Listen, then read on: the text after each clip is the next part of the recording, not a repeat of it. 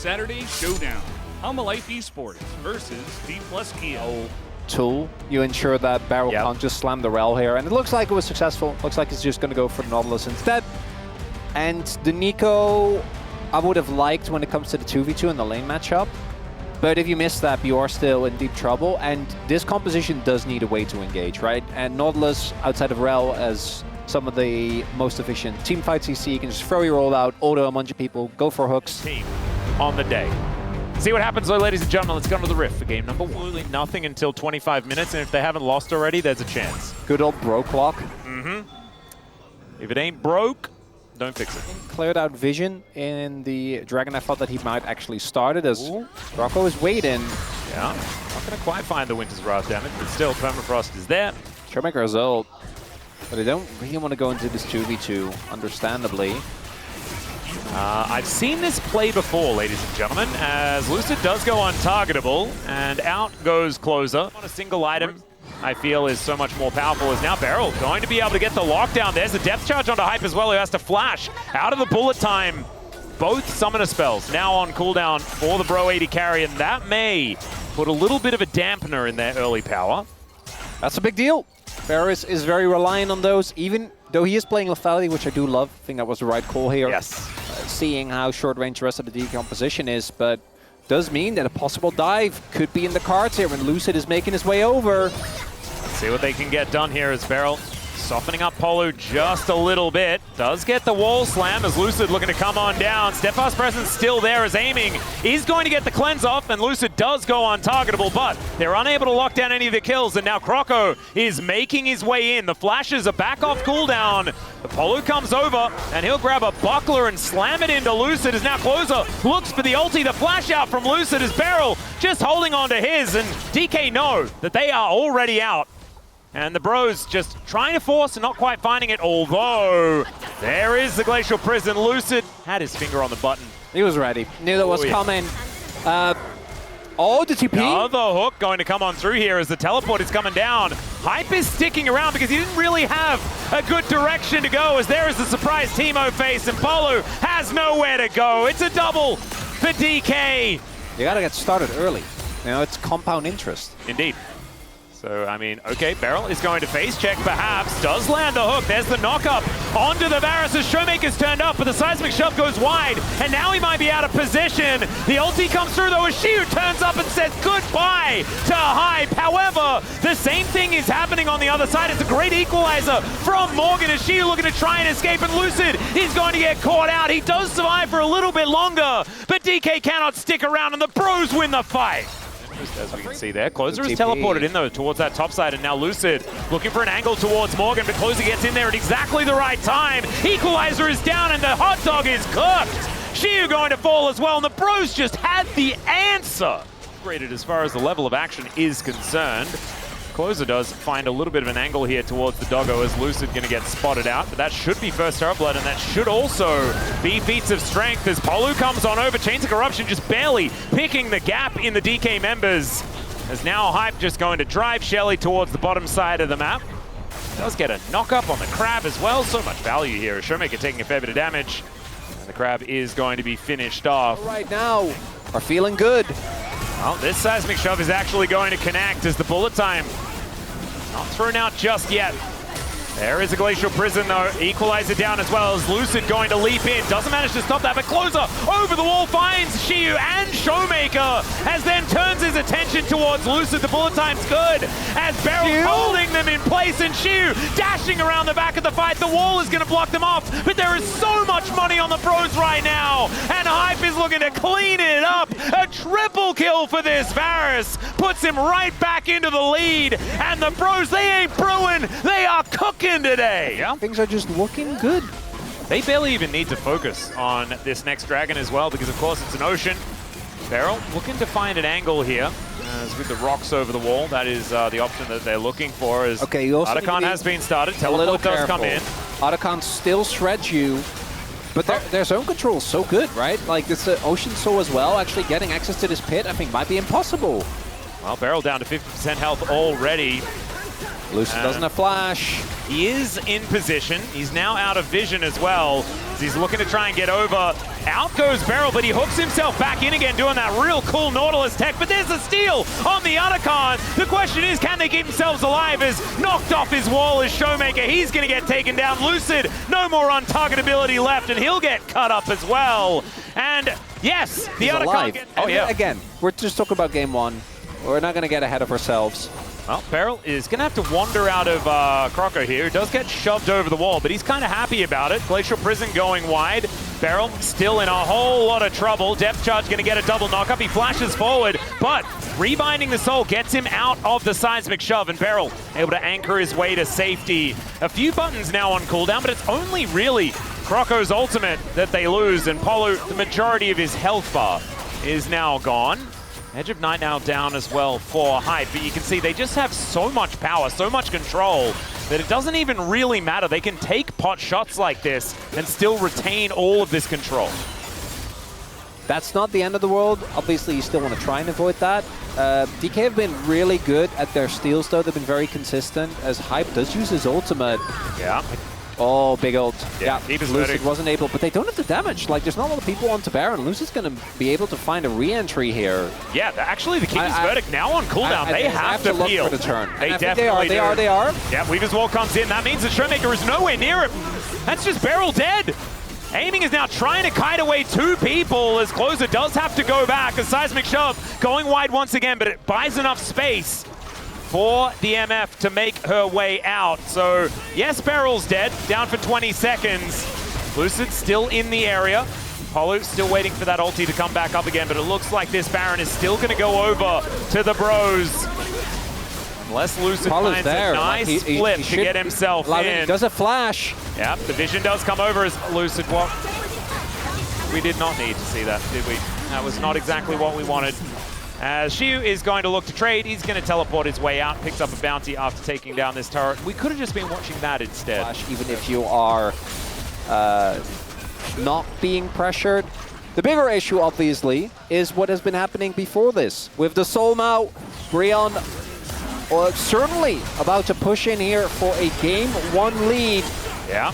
Ulti comes through from Closer. It's a little bit forgettable, but still, it's Beryl once again dead. And there is the cleanse out from aiming already. The flash on top there from Croco, and a double kill for Hype to start this one off. There's the ulti to come on down, as well as Closer is still just going to turn that into even more. Looking for the knock-up, she is going to flash out of the way, but he is the only one left alive. And the bros, a 10,000 gold lead. Nexus turret number one going to go down. The second one to follow, and only two more after this. And they will have taken down DK and looked to push themselves ever closer towards the Legend group. Kind of puts into perspective again, one of the few counters we have seen to Taliyah has been specifically Yone, because you can very easily ignore a lot of what Taliyah's kit does, and Showmaker's Yone has just never been that good. Yeah, well, his Taliyah is not looking so hot in this one. There are a bunch of the champions now Fearless banned away. It's a blue side win as well, right? Yeah. So I think really well done by Bro.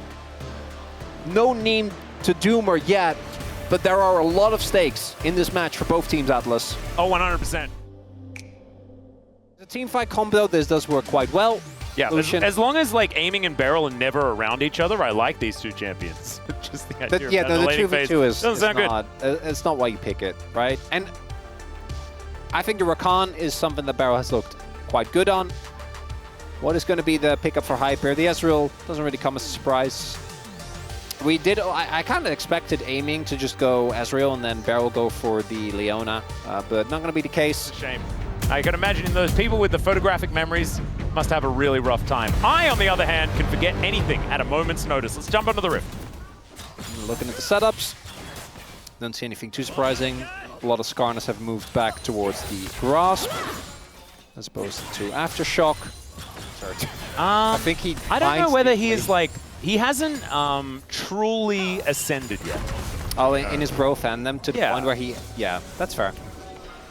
It comes with time. It's hard. It does. It is. It is. It's really difficult. And it hurts. It breaks your heart for so long until you realize it's not necessary. As they engage onto the tank, Lucid getting taken down low, but he does manage to get the slam into the wall. The culling not doing a whole lot of work here, as he does flash his way over the wall. Nails the flash this time around, Winky Face. As now the bros will just back away. Some plates going on over to Showmaker with what's going on here. The lack thereof. Your brain needs some form of stimuli. That's very true. Well, this Rift Herald's helping. Thank you very much, Shelly. Just going to get poked in the eye momentarily. A teleport is coming in as well as Morgan is going to be unleashed onto the map. As the Bros wanting to get themselves this smite, and they do manage to find it. Crash down onto Lucid as well. Chain CC's fantastic as Showmaker trying to get rid of Closer, but that is the kill onto the Skarner to start this one off. And now it's Shiu trying to stay alive. The Magnus Storm holding him in place as he really wants to kill Closer, but instead he's going to get taken down. It was a decent amount of healing, but it does not quite work out. And once again, DK just fails straight up in the team fight. In front of Aiming, who was trying to hit someone, and Aiming had to dash out of the way. This is just a single fight. It's not going to be the end of the game for DK, even though Bro are now even in gold, but it's this more is so looking kind of like, okay, the train comes out of the station, but unfortunately the tracks went straight into the wall for some reason. Charm is going to connect onto Showmaker, but he's in relative safety at the moment. That is going to be the Drake secured by Lucid, as now Polo's in a bit of trouble, and once again, she was trying to do battle right in amongst it. And there goes the Impale, it goes wide. The Magnus Storm is decent, but so is the AoE from DK, and it's a triple for Aiming. Hype is now in the back of this pit. Shiu surviving for so incredibly long as the Charm comes out, the Ardent Blaze comes on in, and the Gromp is going to kill Aiming. And yet they still and it's still kind of close because of the fact that Shiu is okay. Slow motion. Oh, and he hits it. Doesn't hit the blast cone. Nice! Maybe. Yeah. Oh my god. Maybe it's just Gold King. See if he does Arcane Shift forward. And he does not. Hype gonna get crashed into the wall here, as there is the quickness, and Hype is just dead. That was clean. Yeah. Okay. Barrel with the quickness, ensuring that there was not really any opportunity for Hype to get out of that one. Yet isn't even particularly close. Oh, wow, okay, so Charm not going to connect there. Oh, it's a bit of a Hail Mary here from DK. Because Croco's there, he is, his ultimate TP comes in, but look at the flank! Yeah, this Shiu flank is absolutely ridiculous, but they need to try and keep them in this Tribush. In he comes, as there's the Magnus Storm once again. Empress Divide hits everyone this time, but down goes the Skarner, and down goes the Azir. DK, I mean, they hit a bunch of buttons, but they didn't really do anything, and that's going to be Otacon going over to the Bros. And again, they're just abandoning ship.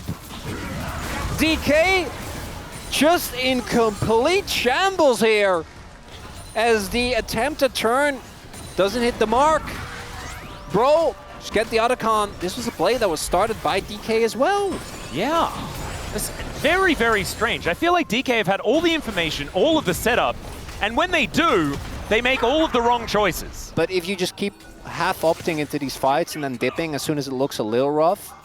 Lucid is just running into this Banana Brush. That is actually going to work out. He gets the flash. There's the Impale as well. The Chain CC, it's okay, but Croco makes his way out, and there goes Lucid. Beryl just going to get chopped in half by the Lumberjack himself, as Morgan getting amongst it. He finds the knock-up onto Showmaker, who's trying to kite this one out. The Emperor's Divide just to play defense, but the Pros don't care about that. Aiming, trying to just finesse this fight. Hype goes down low, but Closer just stands in his face and says, nah, mate, that's a clean ace for the Bros, and they'll turn it into a Baron. Right, because they're facing KT, and they're facing T1, and then DK, which I think might be the final one. Is this the end? Not quite finding the angle, as Shiu down to 50%. It's a decent Impale, but there's no follow-up. There's no real option, as Croco does go down. It's a trade of junglers for now, but Closer goes in, looks for the point-blank charm on a Showmaker, who hits 3 with the ulti, but then goes down, and Closer is just going ballistic. He's going nuts. They're going to be able to lock down the kill on the Aatrox. It's only the bottom lane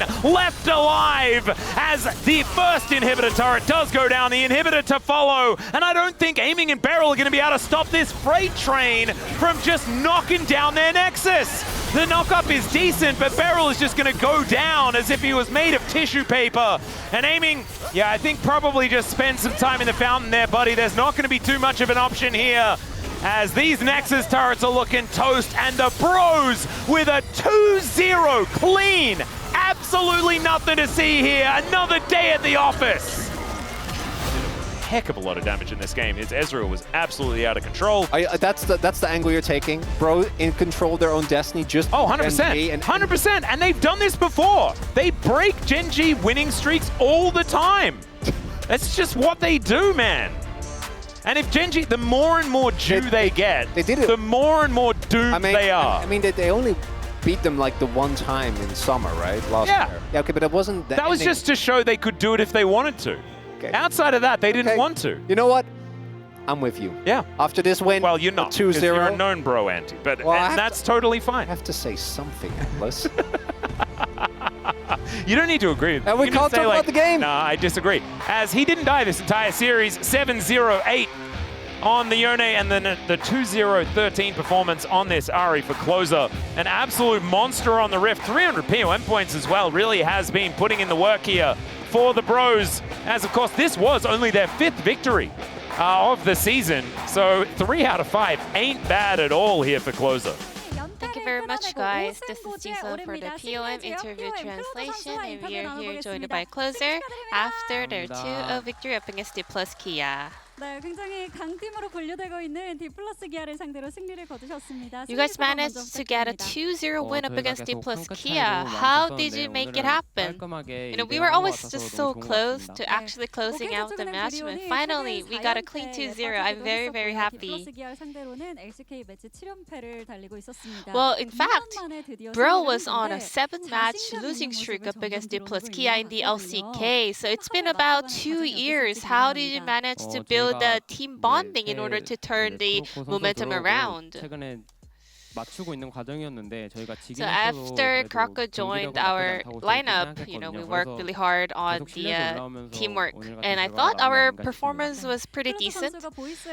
So I think finally we were able to show what we've got.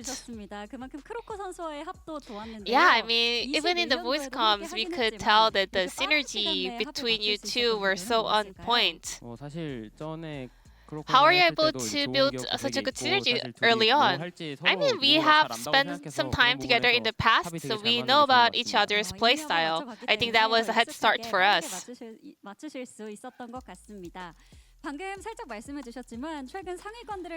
And you already mentioned, but you know, Bro always had the potential to bring the top teams in the LCK to 3 games. So Edgar also mentioned about late game focus. What did you do in order to improve this? So we had a lot of longer games in scrims as well, and we have a lot of big gamers. So I also reminded our players to, you know, keep our focus up until the end. And it was very interesting in game number 1 that both Sejuani and Yone got through, and it's very rare to have those two locked in by a single team. Yeah, we agree. So we were like, I mean, this is such a great angle, and we were happy to take those 2 champions. And then we had a very late first blood in game 2, around 16 minutes. How was that game? So Ari supposed to make a lot of actions early on, so I was feeling a little bit, you know, rushed to make something happen in the early game, but finally we managed to get a kill, so I was very glad. I believe our team is pretty good at skirmishes and team fights. And we're already nearing the end, maybe the latter half of the second round here in the LCK season. What is your resolution for the rest of the round 2? We have a pretty tough matchup ahead, but I will make sure to win all of the remaining matches. And this will be the end of the Closer interview, and back to the space. Thank you.